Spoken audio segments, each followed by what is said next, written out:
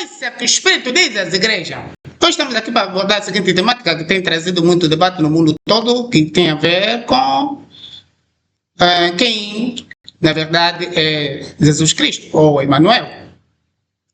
E nós vamos acrescentar o seguinte, em função do que está escrito na Sagrada Escritura, que o Emmanuel, ou seja, quando o anjo Gabriel apareceu a Maria, lhe diz o seguinte: tu conceberás e nascerás um filho e lhe chamarás Emmanuel, que significa Deus conosco.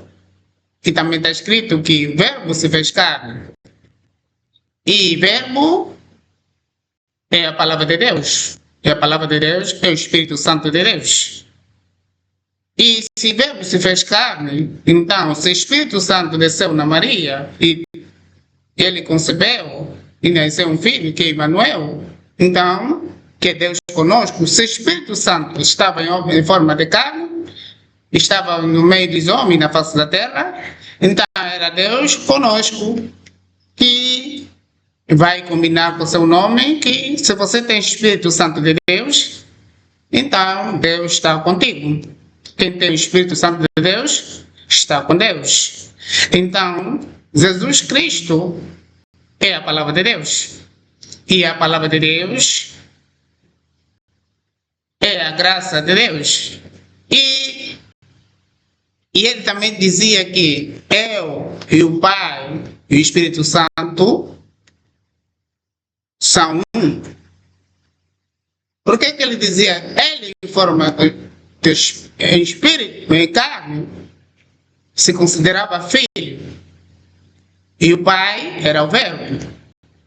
E a Deus ele designou o Espírito Santo. Então, quer dizer, significa o Deus que ele disse o Espírito e a palavra que ele designou o Pai e Filho que era ele, eles juntos são um. Quer dizer, quando o Espírito Santo de Deus está em Deus, apesar que é algo que em português ou na nossa na nossa linguagem humana nunca vamos entender como é que o Espírito Santo fica em Deus. Quando o Espírito Santo está em Deus, ele torna-se Deus. Como está escrito que no princípio era Verbo, o Verbo estava com Deus e o Verbo era Deus. Então, quando o Espírito Santo, Jesus é o Deus, a palavra de Deus torna-se Deus quando está em Deus.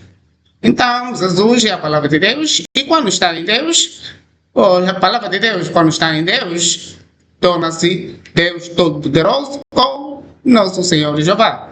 Amém.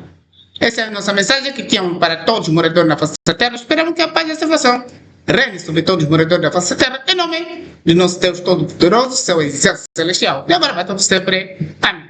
Fé, Jesus, fé.